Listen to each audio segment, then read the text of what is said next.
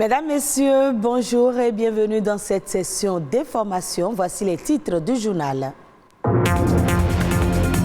petit déjeuner est le repas le plus important de la journée. Il permet de faire le plein d'énergie pour partir de bon pied. Pas question de le sauter ou d'avaler une simple tasse de café sur le pouce. Composant essentiel de l'héritage culturel africain, les cicatrices ethniques ou raciales tendent à disparaître. Effet de mode ou est-ce le fruit du hasard? La réponse à découvrir dans ce journal. De l'écrivain au lecteur, le livre passe par les soins attentifs de plusieurs corps de métier dont l'édition. Un éditeur, un métier qui nécessite des conditions particulières. Un spécialiste en parle dans un instant.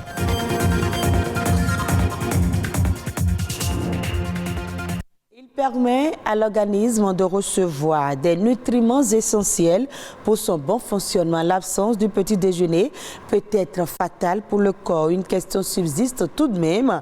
Quels aliments devons-nous mettre dans nos assiettes au petit déjeuner pour offrir au corps tout ce dont il a besoin et qu'est-ce qu'on retrouve souvent dans l'assiette des Béninois? Les éléments de réponse dans ce reportage de Bénédicte Possou, Fleury Dovonou et Rodrigue Babagbeto. C'est le premier repas et le plus important de la journée. Le petit déjeuner apporte au corps un quart des besoins énergétiques. Le petit déjeuner, son rôle, c'est d'ouvrir vraiment la porte à l'organisme pour que ça puisse continuer dans la journée et réclamer. En fait, le repas, c'est comme de l'essence pour l'organisme. Et la meilleure manière de mettre cette machine-là en marche, parce que c'est toute une machine, c'est de lui envoyer quelque chose le matin. S'il faut nécessairement prendre un petit déjeuner pour garder son organisme fonctionnel toute la journée, faut-il manger de tout le matin? Au sein de la population, le choix des mets au petit déjeuner est varié. D'habitude, je prends ablo. Je prends ablo tous les matins. Ou bien pain sandwich, c'est tout. Donc, on essaie de prendre quelque chose qui est consistant le matin. Des fois, on prend la pâte mais attachée le matin. À mon réveil les matins, je peux prendre soit la pâte, soit la bouillie ou le riz. Tout dépend de mon appétit. Quelqu'un qui fait pousse-pousse, par exemple, il ne peut pas prendre du thé le matin.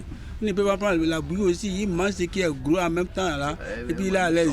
Il faut manger c'est l'activité qu'on fait là, qu'on voit avant de manger. Pour ce spécialiste, il n'y a pas un type particulier de nourriture.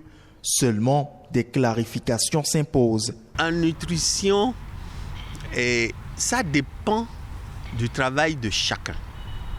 Mais en réalité, si nous voulons conseiller quelque chose pour le petit déjeuner d'abord, c'est qu'il faut prendre des salades de fruits, des salades de légumes le matin pour permettre à l'organisme de travailler. Si votre boulot ne vous permet pas de manger, entre-temps, c'est bon de manger pour être rassasié le matin, mais sentez la faim. Ça, c'est très important. Il ne faut pas se lever et dire parce qu'il faut prendre le petit déjeuner, c'est se surcharger. Perdre l'habitude de prendre le petit déjeuner peut se révéler fatal pour l'organisme. Des risques sont présents. Déjà, là où nous sommes, nous tous, on a besoin de petit déjeuner. Nous tous, parce que c'est déjà créé. Et nous devons le faire. Et pour le faire, si vous ne faites pas, vous risquez d'avoir l'ulcère gastrique. Le petit déjeuner permet d'alimenter les muscles et le cerveau en énergie. Il apporte au corps les éléments nutritifs nécessaires pour la réalisation de ses tâches quotidiennes. Il faut donc choisir comme premier repas de la journée des aliments qui offrent des apports de qualité à l'organisme. Autrefois symbole d'appartenance à une tribu, les cicatrices raciales ont représenté à travers l'histoire un tissu capital de la culture noire africaine. Aujourd'hui, elle disparaît peu à peu des visages. Les jeunes semblent ne plus porter et chez certaines personnes âgées, elles se confondent aux rides des paupières. Pourtant, les cicatrices raciales étaient une carte d'identité. Lucrèce Amoussoui et Alessandra Dioton se sont intéressés au sujet. Voici le reportage. Justin Nata est cadre de l'administration béninoise. Natif de l'ère culturelle au Tamari dans le nord Bénin, il arbore fièrement ses cicatrices en forme de scarification et qui balaie tout son visage. Chez les Betamaribè, les cicatrices s'appliquaient sur le visage entre 2 ans et 3 ans.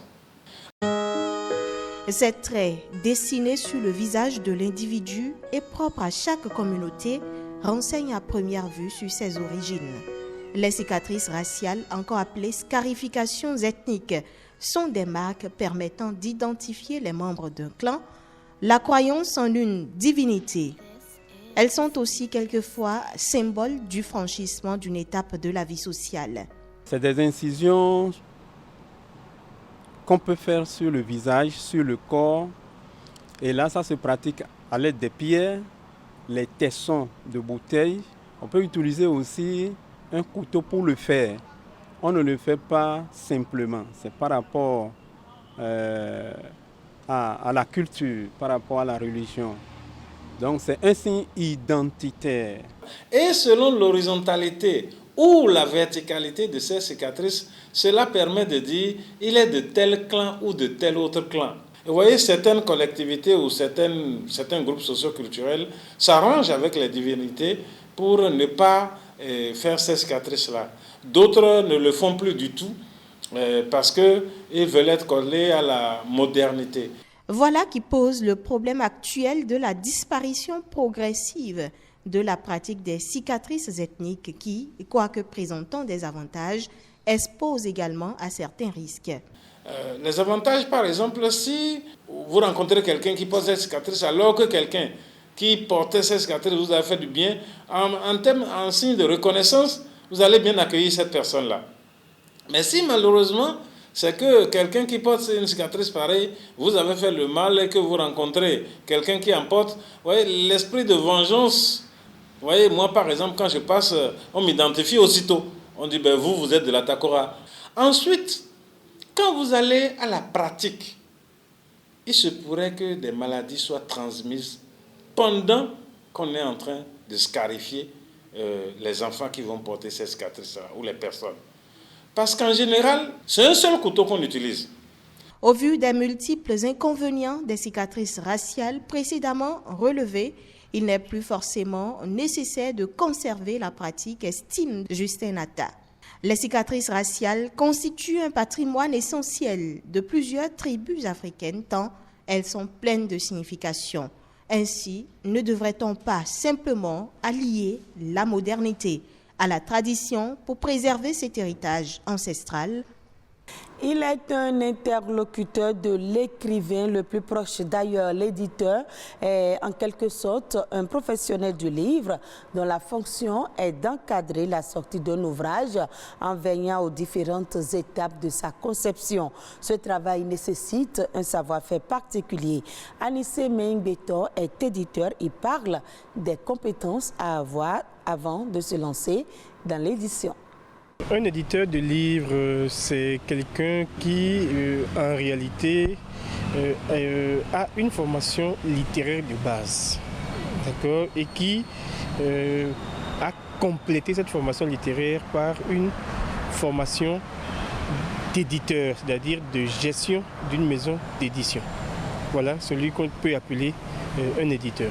Les normes pour se faire appeler éditeur. Il faut avoir un registre du commerce, il faut avoir un numéro IFU et être en règle avec le fixe. L'écrivain, en réalité, ne devrait pas avoir une relation directe avec l'imprimeur sans passer par l'éditeur.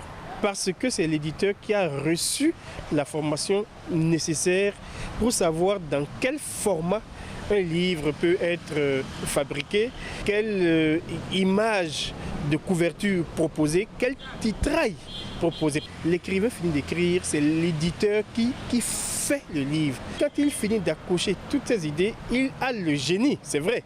Mais il y a aussi un travail éditorial au niveau de l'éditeur qui part déjà du titre, du contenu, la forme. Est-ce qu'il faut orienter l'ouvrage vers le genre roman, le genre nouvelle, le genre conte, le genre essai, le genre théâtre, ainsi de suite. C'est un travail d'éditeur. L'éditeur est là pour veiller à ce que l'ouvrage puisse respecter ces normes-là indiquées.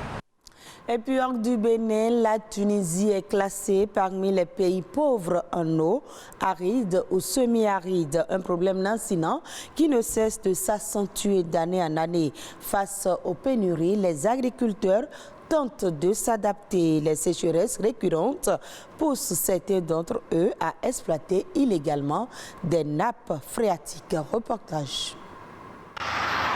Sur la route de Zagouan, dans le nord de la Tunisie, les ruines de l'aqueduc romain rappellent que la région était connue dans l'Antiquité pour sa richesse, une eau de source pure. Aujourd'hui, elle est l'une des zones les plus menacées par la sécheresse et le changement climatique. Alors certains vont chercher l'eau là où c'est interdit, par forage de la nappe phréatique. Les autorités traquent ces forages illégaux et confisquent des machines chez les agriculteurs. Généralement, pour creuser un forage, le monsieur il commence par faire un mur ou un peu pour camoufler la machine. Il a les machines à rotary.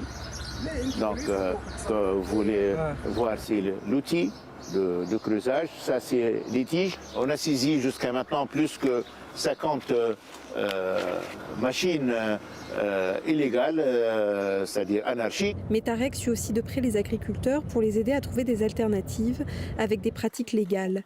Rida, par exemple, n'arrive plus à irriguer correctement ses terres. J'ai épuisé mes 2 pompes. Je n'arrive plus à trouver de l'eau. J'avais l'autorisation et la licence pour faire un forage légal depuis 1997 avec cette pompe. J'avais de l'eau et plus ça allait, plus je creusais. Mais depuis 2 ans, je n'ai plus d'eau du tout. Il a dû changer ses cultures pour éviter d'utiliser trop d'eau. Ces oliviers sont ma source de revenus. Et avant, vous faisiez quoi? Avant, je faisais des melons et des tomates. Mais avec le manque d'eau, ce n'est plus possible. La nappe s'assèche et ces produits nécessitent trop d'eau.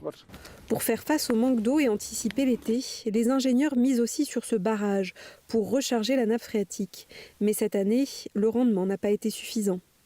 Le problème, c'est que l'eau qui ruisselle dans le barrage apporte aussi avec elle des sédiments et cela diminue le niveau de stockage de l'eau puisque les sédiments stagnent au fond. La pluie de ces derniers jours apportera un peu de répit, mais les autorités appellent à davantage de sensibilisation. Et voilà qui vient mettre un thème à ce journal que vous pouvez suivre également sur le site de l'ORTB, www.ortb.bj. Merci à vous de nous avoir suivis.